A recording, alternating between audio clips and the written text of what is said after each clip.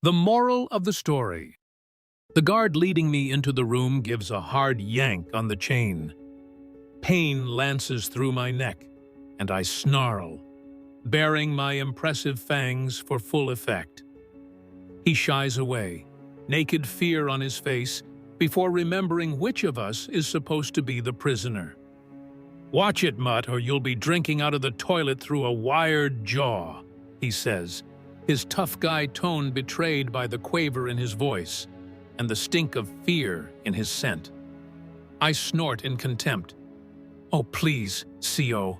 We both know who's afraid of the big bad wolf." His expression hardens, mouth tightening into a white line. One hand drops to the baton sheathed at his waist. "That will do, officer," a new voice says. "I'll ask you to do your job without further violating my client's civil rights."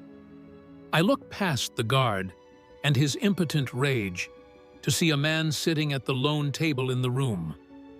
The space is dimly lit, a single flickering fluorescent bulb recessed in the ceiling behind a grating. But I've got good eyesight. The guy's so short his legs barely clear the edge of the chair. I take in his expensive suit, immaculately groomed hair, and a face so wrinkled and wizened it looks like a prune staked out in the desert for a week. He smells of cologne, silk, a hint of moldy straw, and… that's curious. No fear, not a hint of that very familiar scent. Interesting. That must mean he's either stupid or a villain, like me. The guard secures my chain to a ring on the floor, giving me just enough play to reach my side of the table, then snaps a padlock on it with a loud click. He then steps back to stand against the wall. The short man's eyes, small, dark, and hard behind wire-rimmed glasses, flick to the guard. "Leave me alone with my client, if you please." "Not a good idea, buddy," the guard says, glancing at me. "You know who this is, right?" "Of course I do," the man snaps. "I also know the privileges that exist between the accused and his legal representation. Now, must I ask again?" The guard scowls, shakes his head, and leaves, slamming the door shut behind him. The lock on the door clicks loudly too. I casually stretch as much as I can with the chain and collar, give a shake to fluff out my thick gray fur. "Client, eh? Funny. I don't remember hiring a lawyer." The faintest of smiles ghosts across the man's face. "You haven't, yet. But I'm certain you'll want to retain my services after you hear what I have to say." "Why's that?" I ask, in the most bored tone I can manage. "Because I can make sure that you don't spend the rest of your life behind bars." I can't help it. My ears prick up at that. I force a derisive snort. "Not likely. They have a pretty good case against me. And that is precisely why you want me to represent you." A positively oily grin stretches his lips. "Allow me to introduce myself." Two fingers extend to place a business card on the table between us. I glance down at it. "Mr. R, attorney at law, specialist in defense of the wrongly accused." The black letters stand out against the crisp white, cutting across a spinning wheel picked out in gold foil. Yeah, it's a dead giveaway. "Mr. R? That'd be short for…" He raises a small hand to stop me before I can say it. "I would prefer if we kept this from being a first-name relationship." Yellowed teeth glint as he grins again. "Okay," I say with a flick of an ear. "Lawyer now, huh? Previous line of work didn't suit you?" "Let's just say that it was far too labor-intensive. I find my new career to be much more rewarding. It also didn't require much of an adjustment, ethically speaking. So, Mr. R it is for now. For that matter, what would you like me to call you?" I shrug, a human gesture I've perfected over the years. Most people just scream "wolf" and run away when they see me. "I see. Then I shall address you as Mr. Wolf for simplicity's sake. Whatever. Now, Mr. R settles himself in his hard wooden chair. I'm familiar with the particulars of your case, Mr. Wolf, at least those that have been made publicly available. But perhaps you'd like to tell me your side of the story. Now I actually laugh.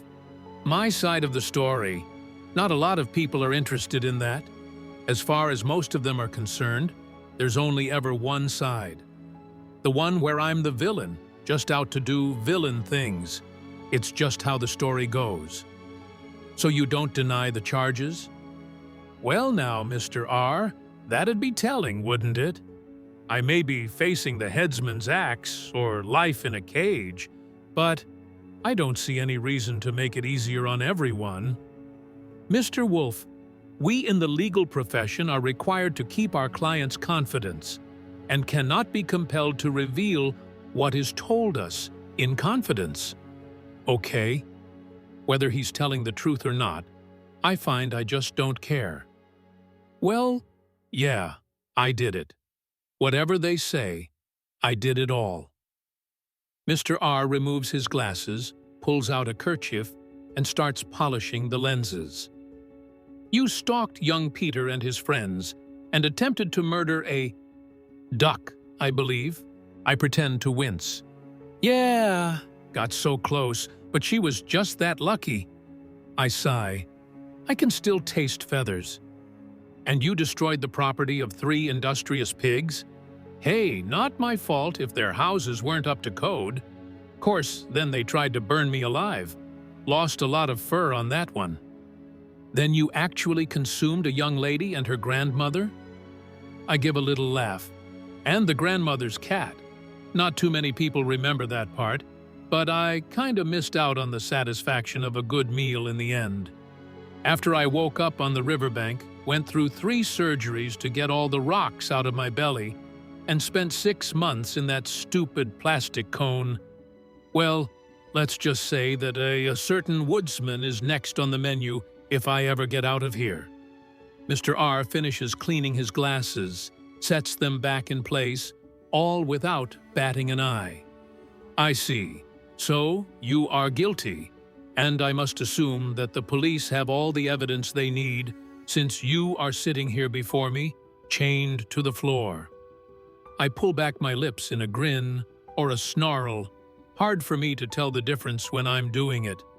Like I said, I'm the villain. I do bad things. No matter how the story goes, that's always how it ends.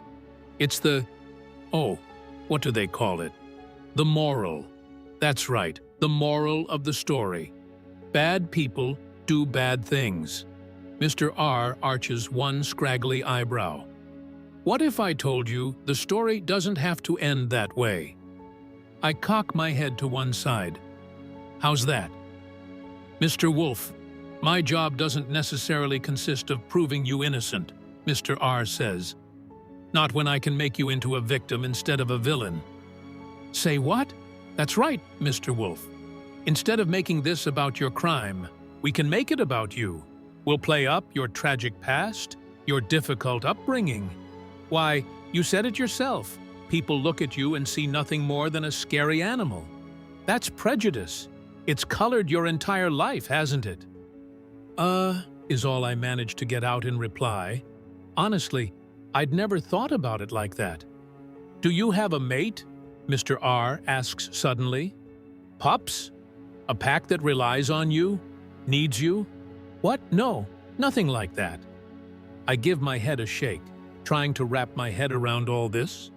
Are you saying that you can make it look like I was the victim instead of the villain?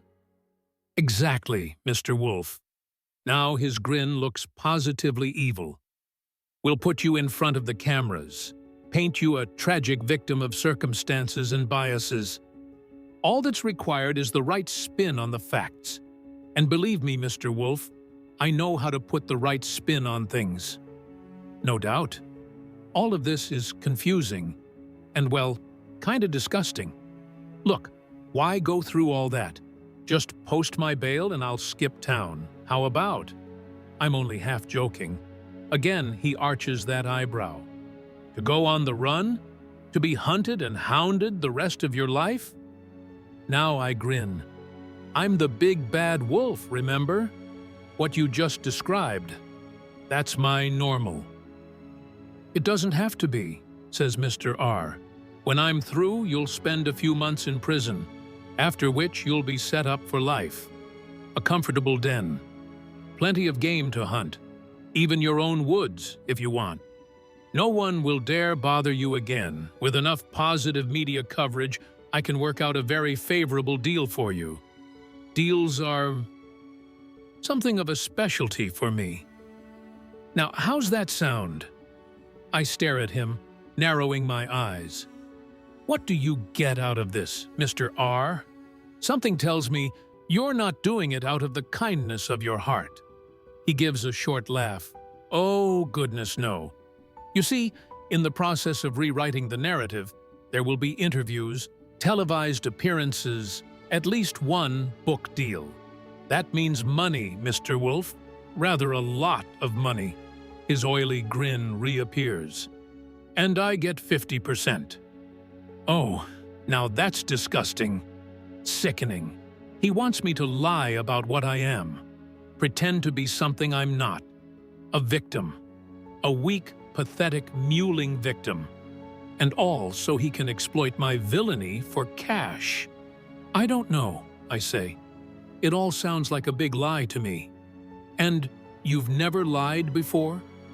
Something about his tone of voice, so cocky and superior, makes my hackles rise. Literally. I seem to recall one of the charges is impersonating a little old lady. That's rather dishonest, don't you think? I growl deep in my throat. I like to think of it as deceptive. A predator has to be cunning, after all. Indeed.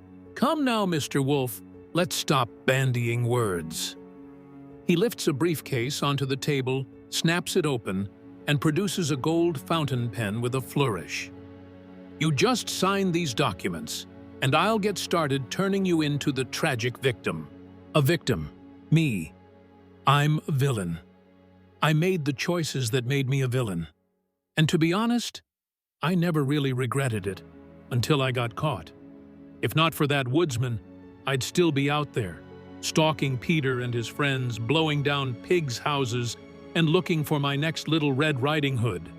But then, look where being the villain has gotten me.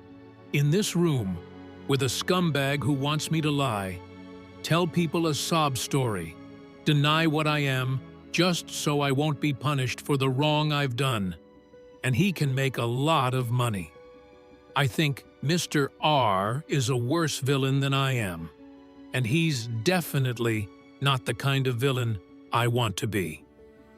Now, let's get this straightened out, I say, the words coming out from behind bared fangs. I'm a villain. I know I'm a villain. I own that. I'd rather just accept that I've done wrong and take what I've got coming. Mr. R purses his lips like he's tasted something really sour. Mr. Wolf, please be reasonable. I think you'd better get out of here, Mr. R, before I start naming names, or I could just gobble you up. Your pick.